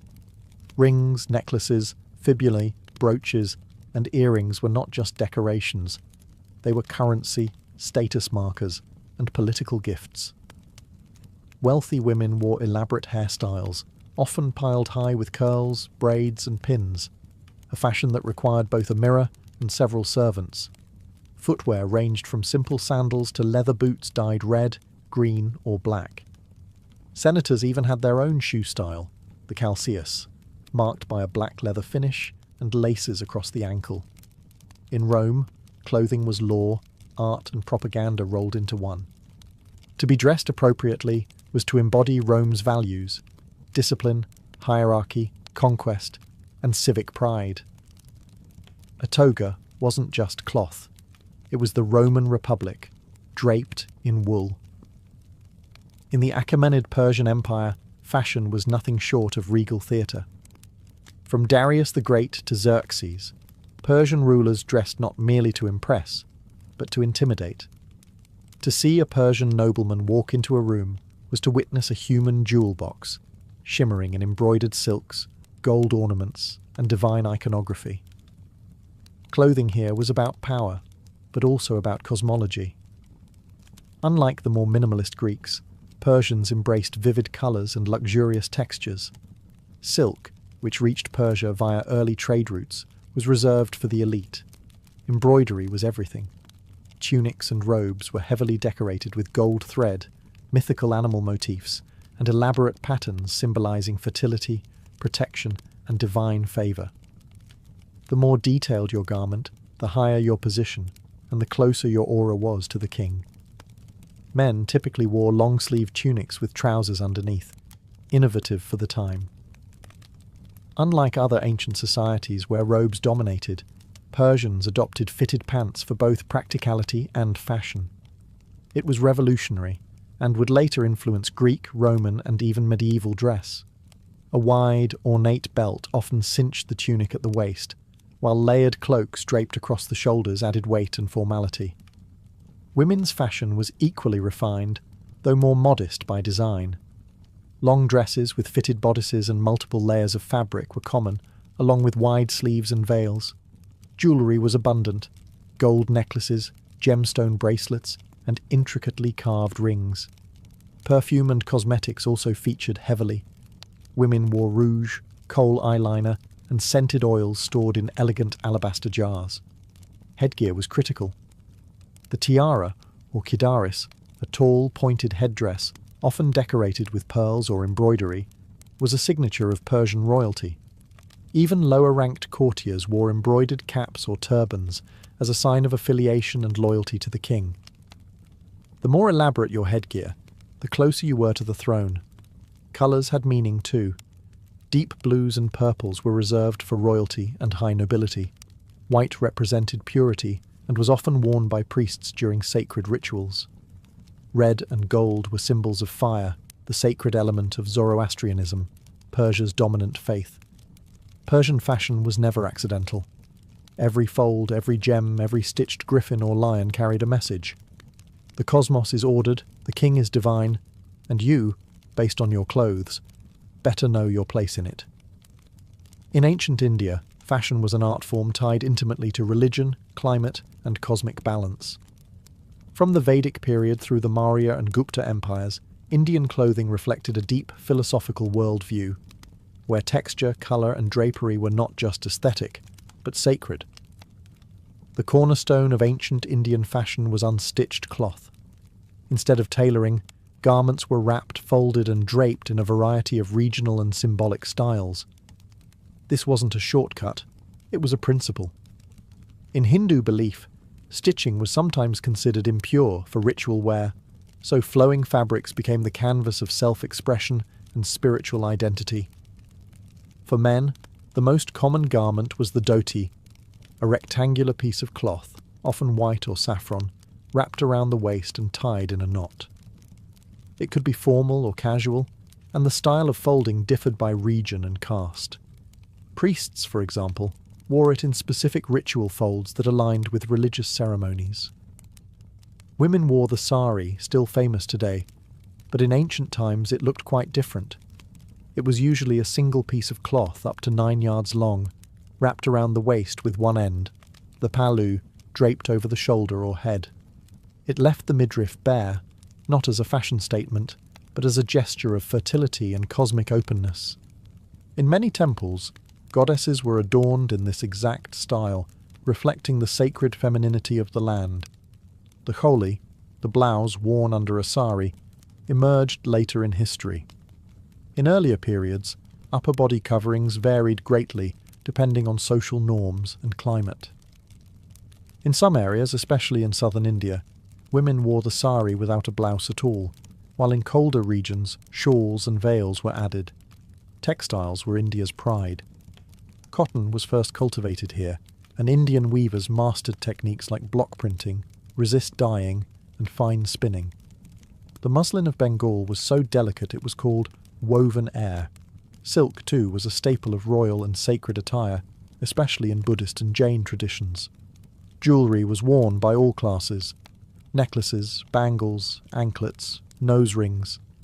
Each piece had astrological, spiritual, or marital meaning. Even children wore talismans to ward off evil. In ancient India, fashion was not bound by fast-changing trends. It was a living philosophy, soft, unstitched, layered in meaning, and always attuned to the divine. In ancient China, fashion was far more than decoration.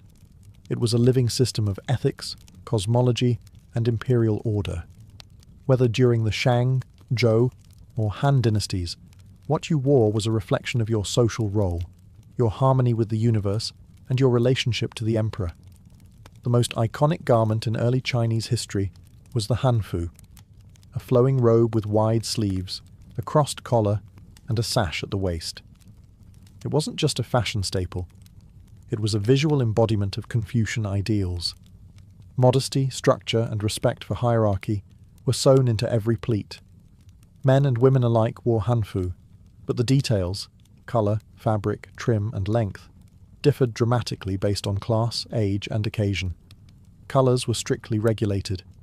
Under the Zhou dynasty, colour codes were established to align with the five elements philosophy: yellow for earth, centre; red for fire, south; blue-green for wood, east; white for metal, west; and black for water, north. Yellow was especially sacred, reserved for the emperor alone. To wear it as a commoner was a direct insult to the throne. Layering was key. Nobles and scholars wore multiple robes atop one another, not just for warmth or beauty, but as a symbol of refinement. The more layers, the more elevated your rank. Peasants, by contrast, wore simple tunics made of hemp or coarse wool, belted at the waist, with trousers or leggings. Silk was strictly the domain of the upper class, until its production expanded centuries later. Women's attire varied, but generally echoed the hanfu silhouette, with added sashes, flowing skirts, and elaborate hairpins. Hair was always styled with care, long and pinned up, often with jade combs, gold ornaments, or floral motifs. The higher and more intricate the hairstyle, the greater the refinement. Hair left loose in public was considered improper for women past childhood. Accessories were laden with meaning. Jade, in particular, was seen as the stone of immortality and virtue. Pendants carved with dragons, phoenixes, or clouds symbolized blessings and moral strength. Even shoes had codes. Pointed tips or elevated soles distinguished the refined from the rustic. In ancient China, fashion was harmony in fabric form. It reflected the natural order, expressed human dignity, and upheld the invisible scaffolding of the empire. To dress properly wasn't just courteous. It was a civic and spiritual duty. To Romanize, the fashion of Celtic and Germanic tribes was wild, impractical, and savage. But to the people who wore it, their clothing wasn't just practical. It was powerfully expressive. Tribal dress reflected warrior culture, kinship, spiritual belief, and a love for bold identity. Where Mediterranean fashion emphasized order and hierarchy, the so-called barbarians leaned into individuality and flair. Let's start with the Celts. Spread across Gaul, the British Isles, and parts of Central Europe, Celtic men and women wore brightly coloured woolen garments, often dyed with natural pigments from plants and minerals. Patterns were a big deal. Plaids and checks weren't just decorative, they were tribal identifiers. Each region or clan had its preferred style, centuries before Scotland's tartan system developed. Men typically wore long-sleeved tunics, belted at the waist, with trousers known as bracha, a radical departure from the robe-based attire of Rome or Greece. These trousers were warm, flexible, and ideal for horseback riding and combat. Warriors often went shirtless into battle, covered in tattoos or blue war paint made from woad, a nod to both intimidation and sacred ritual. Celtic women wore layered dresses or skirts with shawls or cloaks fastened by elaborate brooches, called fibulae. Jewellery was worn in abundance. Thick neck rings called torques, bangles, spiral earrings, and amber beads. These items weren't just for show. They marked wealth, tribal role, and sometimes even mystical protection. Hair was another statement. Both men and women braided or coiled their hair, sometimes bleaching it with lime for dramatic effect. Long, styled moustaches and beards were favoured by men, especially among warriors and chieftains. Meanwhile, Germanic tribes, from the Goths to the Saxons, had similar clothing strategies. Tunics, wool cloaks, and layered furs dominated their wardrobes. Animal hides, often worn as capes or trimmed with teeth and claws, were both status symbols and talismans. Metalwork on belts, clasps, and weapons often featured motifs of wolves, boars, and eagles, creatures believed to hold spiritual power. Though dismissed as uncivilized by Roman historians, these tribal fashions were deeply meaningful. They emphasized mobility, identity, and a spiritual connection to the land and ancestors. In a world of constant migration and warfare, what you wore was your flag, your shield, and your mythology, stitched into wool, leather, and bone. By the time the Roman Empire evolved into the Byzantine Empire, fashion had become something altogether different, a fusion of Roman authority, Eastern luxury, and Christian symbolism. In Byzantium, clothing wasn't just about status or wealth, it was a sacred language. Every thread, every jewel, every embroidered icon was part of a divine and political performance. The Byzantine court was obsessed with ceremonial dress. The emperor, seen as God's representative on earth, wore garments so intricate and heavily adorned they bordered on the theatrical. His robes, known as the lauros, were long jewel-studded bands wrapped elaborately around the body. Gold thread was common. Pearls, sapphires, and garnets were stitched directly into the fabric. To see the emperor was to behold a living icon. Colour was strictly regulated. Purple, dyed from the rare murex snail, was the exclusive right of the imperial family. Anyone else caught wearing it could face severe punishment. Even small accents of purple on robes or shoes indicated a connection to the throne. Senators, clergy, and generals had their own colour codes and uniform-like outfits for ceremonies. Byzantine fashion was layered and modest. Both men and women wore tunics called dalmatica, with wide sleeves and embroidered bands known as clavi running vertically down the front. Over these they wore cloaks like the chlamys, fastened with ornate brooches, often shaped like crosses or doves. These layers weren't just practical. They reflected religious values of humility and decorum. Women's fashion in Byzantium was both opulent and devout. Elite women wore long-sleeved robes with tight cuffs, heavily patterned silk fabrics, and elaborate head coverings. Veils and crowns signalled both piety and power. Jewellery was plentiful, heavy earrings, multi-strand necklaces, and golden belts adorned with religious icons and saints. Even their shoes were embroidered. Christianity influenced everything. Crosses, angels, and sacred inscriptions appeared on belts, pins, and borders of garments.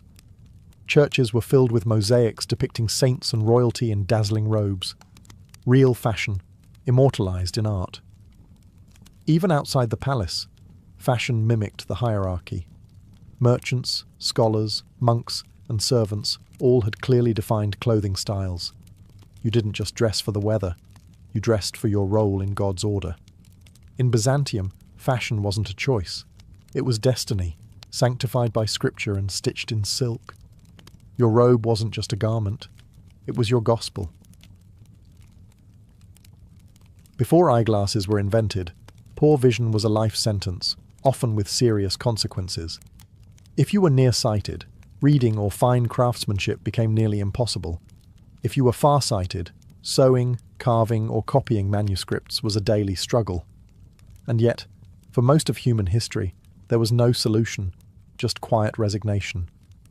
Ancient civilizations recognized vision problems, but they didn't have the means to fix them. The earliest written reference to impaired vision comes from ancient Egypt. Medical papyri from as early as 1500 BCE describe symptoms that sound a lot like presbyopia, age-related farsightedness. But treatment was largely magical or herbal. There's no evidence of any optical devices. The Greeks and Romans too understood that eyesight could decline with age. Seneca the Younger, in the 1st century CE, reportedly used a glass globe filled with water to magnify text. It worked like a crude magnifying lens, but it wasn't wearable. The first true magnifying lenses came from the Islamic Golden Age. Scholars in Baghdad and Cairo were experimenting with optics as early as the 9th century. The mathematician Alhazen, also known as Ibn al-Haytham, wrote the Book of Optics in the 11th century, laying the groundwork for the science of vision. He described how light enters the eye and how lenses could bend it. But again, there's no record of wearable lenses. Instead, ancient and medieval readers used what were known as reading stones. polished hemispheres of glass or crystal, placed directly over the text to enlarge it. These tools date back to around the 10th or 11th century in Europe and the Middle East. They were useful, but clunky. You had to press them against the page, and they only helped with one line at a time. The true revolution came in the late 13th century, in northern Italy, likely in the artisan hubs of Pisa or Venice. It was here that craftsmen began producing the first wearable eyeglasses, turning magnifying lenses from stationary tools into something portable and transformative. These early glasses weren't stylish, but they were revolutionary. For the first time in human history, failing eyesight didn't mean the end of a scholar's or artisan's career. The earliest eyeglasses were convex lenses designed to help with presbyopia, age-related farsightedness, which makes reading up close difficult. These were not mass-produced. Each pair was handcrafted by skilled glassmakers and mounted in simple frames made of wood, bone, leather, or metal. There were no temples. These lenses were balanced on the nose or pinched together, sometimes held by hand.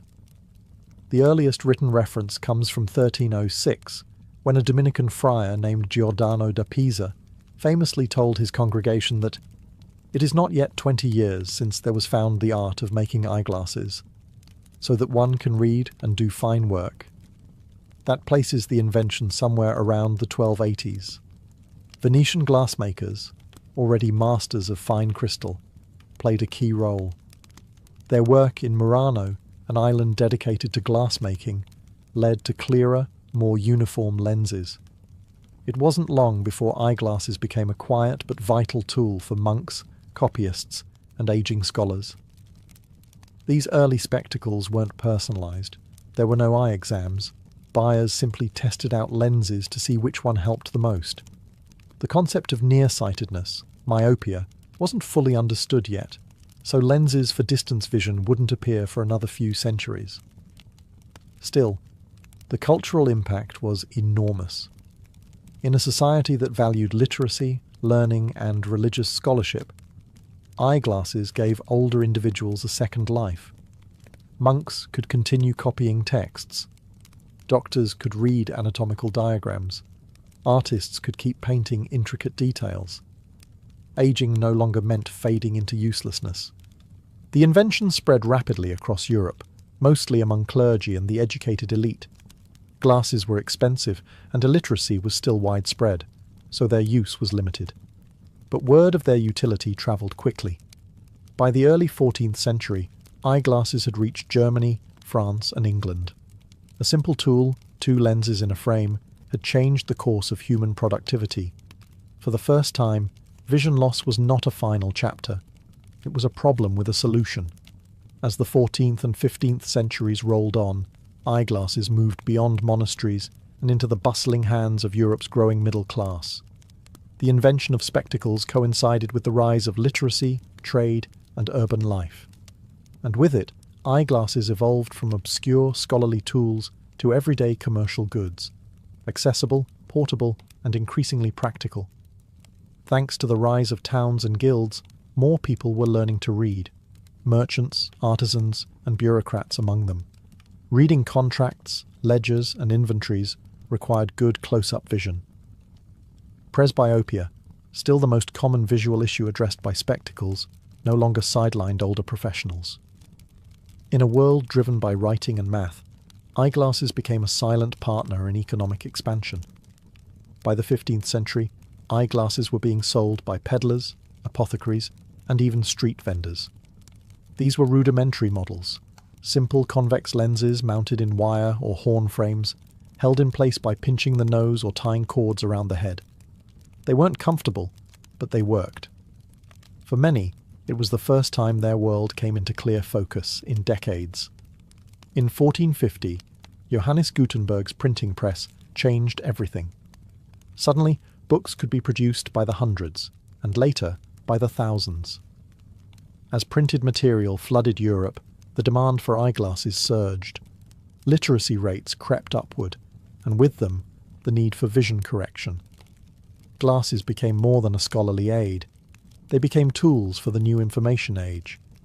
eyeglass manufacturing began to specialize.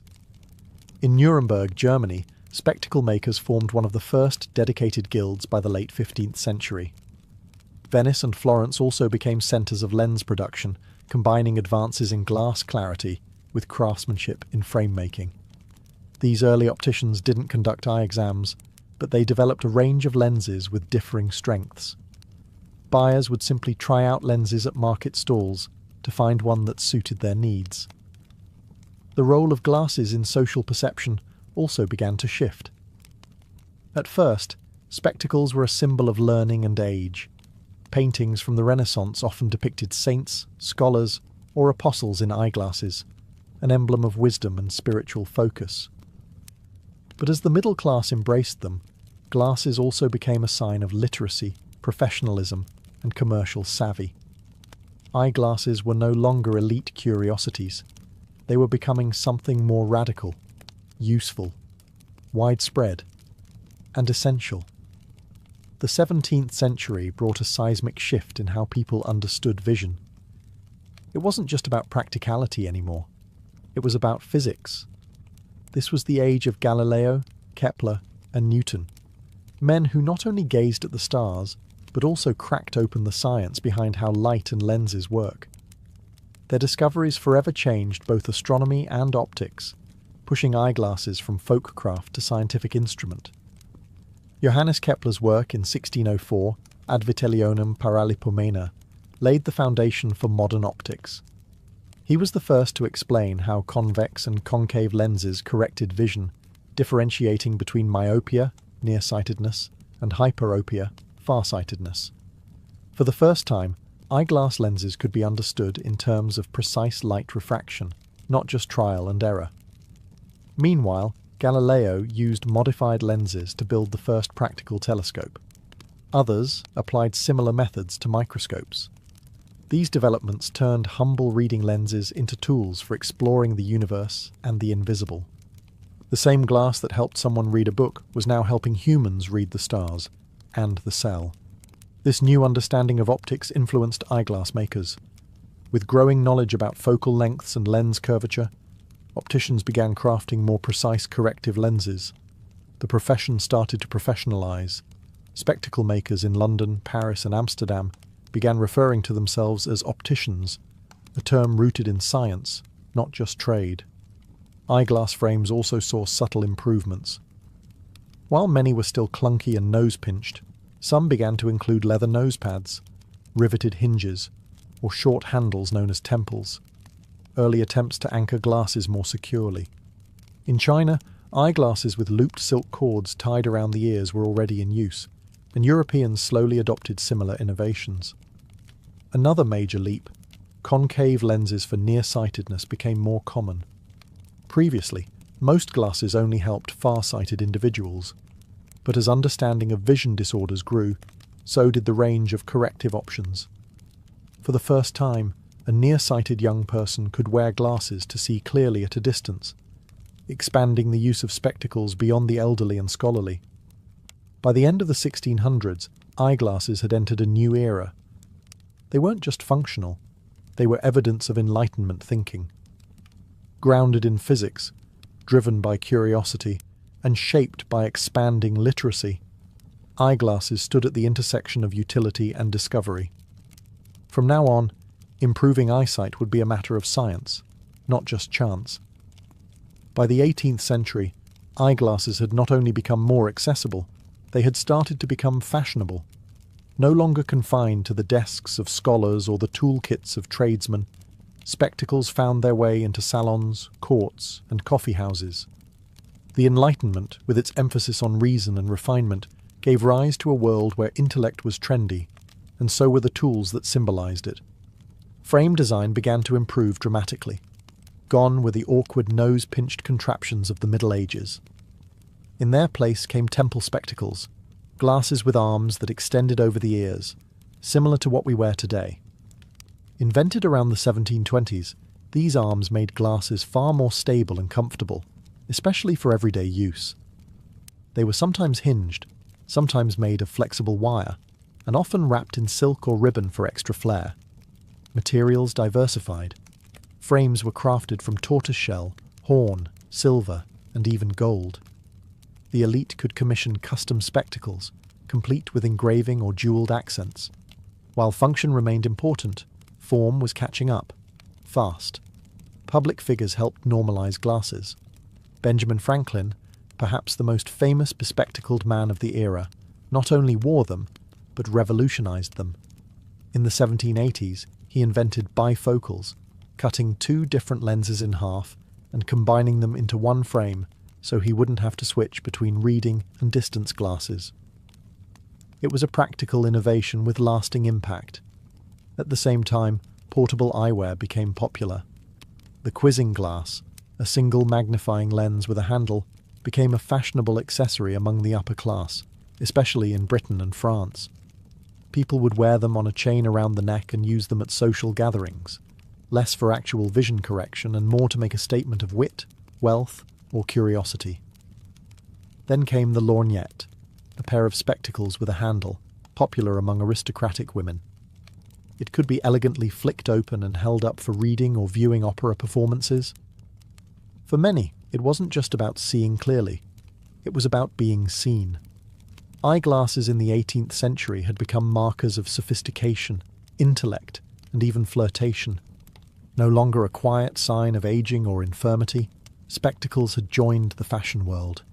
They now framed more than eyes. They framed identity. The 19th century brought spectacles to the masses. With the rise of the Industrial Revolution came not just steam engines and factories, but a total transformation in how eyeglasses were made, sold, and worn. What had once been artisan-crafted accessories for the few became mass-produced necessities for the many. Before industrialization, glasses were mostly made by hand, one pair at a time. But new machinery allowed for the consistent production of lenses and frames on a large scale. Glass cutting, metal shaping, and lens grinding became faster and more precise. This meant more people could afford glasses, and more could finally see clearly. By the mid-1800s, eyeglasses were available in general stores and even by mail-order catalogue. You didn't need to visit an optician anymore. Instead, people would test pre-made lenses on their own, trying on different strengths until they found one that worked. While this was far from personalised eye care, it was a giant leap forward in accessibility. Frame styles also expanded. Steel, nickel and celluloid, an early plastic, became popular materials, replacing more expensive horn or tortoiseshell. The classic pince-nez, a nose-clamping style with no temples, was trendy among both intellectuals and fashion-conscious gentlemen. Meanwhile, round wire-rimmed glasses, made famous later by figures like Gandhi and John Lennon, became a staple for professionals and students. For the first time, children's eyewear entered the market. As public education spread and literacy soared, so too did the need for vision correction among school-age kids.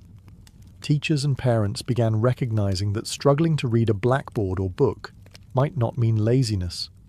It might just mean nearsightedness. Medical understanding of the eye also advanced. Ophthalmology became a formal field, and eye exams began to standardize. In 1862, German ophthalmologist Hermann Snellen created the Snellen chart, the familiar wall chart with rows of shrinking letters, revolutionizing how vision was measured. Meanwhile, glasses became more acceptable in public. In earlier centuries, many hid their need for spectacles out of embarrassment. But in the 19th century, wearing glasses became a sign of seriousness, education, and rising middle-class respectability. Glasses were practical, but also professional. By the dawn of the 20th century, the world was clearer than it had ever been. Glasses were everywhere, in classrooms, factories, courtrooms, and newspapers. Sight had become industrialized, and vision, for the first time in history, was mass-marketed. As the 20th century dawned, eyeglasses were no longer just corrective tools. They were a cultural force. This was the century where vision met identity, where fashion collided with science, and where spectacles became as personal as fingerprints. It was also the beginning of a technological arms race in optics, one that would define modern eye care. In the early 1900s, wire rim glasses remained popular, especially for intellectuals and professionals. But mass production continued to evolve, and with it came new styles, shapes, and materials. By the 1920s and 1930s, celluloid and other plastics allowed for bolder frames, giving rise to more expressive eyewear. Thick black rims became associated with confidence and authority. Eyeglasses were no longer something to hide, they were something to show off. Hollywood played a pivotal role. Actors like Harold Lloyd, who wore round, horn-rimmed glasses, made spectacles part of his signature look. Later, stars like Marilyn Monroe, James Dean, and Audrey Hepburn wore glasses both on and off screen, glasses that emphasized their personality, not their impairments. During World War II, innovation accelerated. Military demand for better optics led to advancements in lens durability, anti-reflective coatings, and lightweight frame design. The military also issued standardized glasses, nicknamed GI glasses, or, less affectionately, birth control glasses, for soldiers. These weren't flattering, but they were durable and accessible. In 1958, a huge leap occurred: the invention of plastic lenses. Lighter and safer than glass, they changed the comfort game entirely. Combined with the development of photochromic lenses, which darken in sunlight, glasses became more versatile for everyday wear. Then came contact lenses. Though invented earlier, it wasn't until the 1950s and 60s that soft contacts became commercially viable. Suddenly people had a choice. You could wear glasses, or not. Meanwhile, fashion exploded. The 1960s saw cat-eye frames and mod-inspired colours. The 70s brought oversized aviators. The 80s were all about big, bold statements. Think Run DMC and Wall Street executives. And by the 90s, minimalist styles returned, with rimless and wireframes ruling boardrooms and universities alike. Eyeglasses were no longer just tools for sight. They were statements of politics, of intellect, of rebellion, of style. Whether you were a beat poet in Greenwich Village or a Silicon Valley coder, your glasses said something about who you were. The 20th century didn't just correct vision, it reframed it. The 21st century brought eyeglasses into a whole new frontier, the digital world. As screens became our constant companions, on our desks, in our pockets, even on our wrists, our eyes began to pay the price. And so, eyewear had to evolve once again. From medical marvel to fashion staple to high-tech necessity, glasses became smarter, lighter, and more personalized than ever before. One of the most significant developments has been the rise of digital lens crafting. Unlike earlier eras where lenses were molded from preset prescriptions, modern glasses are now shaped with computer-guided precision. This allows for customized lenses tailored to your exact eye measurements, head tilt, reading distance, and more. Progressive lenses, which offer a seamless blend between near, middle, and far vision, have improved dramatically, eliminating the dizzying distortions that plagued early designs. Another innovation? Blue light blocking technology. As people began spending 8, 10, or even 12 hours a day staring at screens, reports of digital eye strain skyrocketed. Dry eyes, headaches, blurred vision, these became the new normal. Lens companies responded by developing coatings that filter out high-energy blue light, reducing fatigue and improving sleep for some users. Whether or not the science is conclusive, demand has soared. Frame technology also leapt forward. Ultralight materials like titanium, memory metal, and carbon fiber made glasses more durable and comfortable. Some frames are now so thin and feather-light, wearers forget they're even on. Others integrate flexible hinges, hypoallergenic coatings, and modular designs for personalization. Then came smart glasses. While early attempts like Google Glass had a rocky start, met with both awe and backlash, the concept of augmented eyewear hasn't disappeared. Modern versions now include audio capabilities, camera integration, fitness tracking, and even heads-up displays. Companies continue refining the balance between function and style, hoping to make smart glasses an everyday accessory. Eyewear retail has changed too. Online platforms now let users upload a selfie, try on frames virtually, and receive prescription lenses without ever entering a store. This democratization of access, combined with stylish branding, has turned glasses into a booming e-commerce industry. And let's not forget fashion. From hipster round frames to sleek minimalism to vintage revivals, glasses today are expressions of identity more than ever. In the digital age, glasses don't just help you see, they help you filter, protect, compute, and express exactly who you are.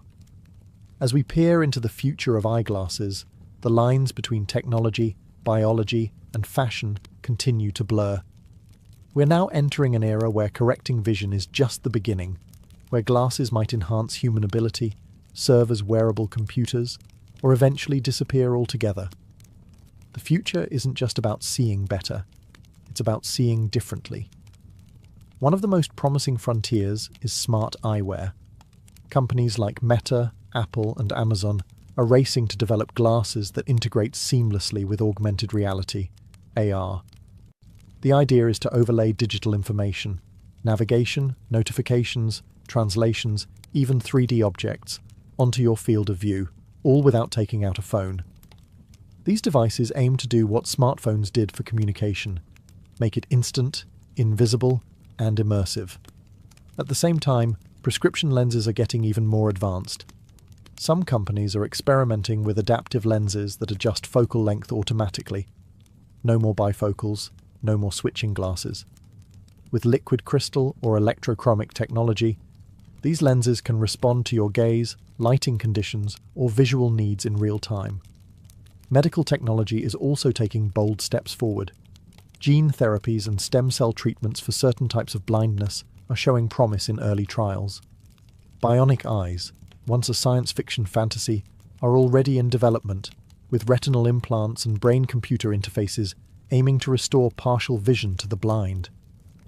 If these technologies mature, eyeglasses might shift from corrective tools to transitional devices, eventually replaced by internal or neural solutions. But the humble eyeglass frame isn't going away just yet. In fact, fashion continues to keep glasses relevant, even as they become more high-tech. Designers are blending tradition with futurism. 3D printed frames, recycled materials, modular designs, and customizable colors are all keeping glasses personal and wearable. Meanwhile, virtual reality headsets, once bulky and awkward, are slimming down, borrowing heavily from optical science to create immersive experiences in sleek, goggle-like form. These too, in a sense, are the spiritual successors of the lens. What started as a monk's reading aid in 13th century Italy has now become a gateway to digital worlds, a medical marvel, and a cultural icon. The story of eyeglasses isn't just about helping us see the world more clearly. It's about how the world has come to see us, and how that vision continues to evolve, one lens at a time.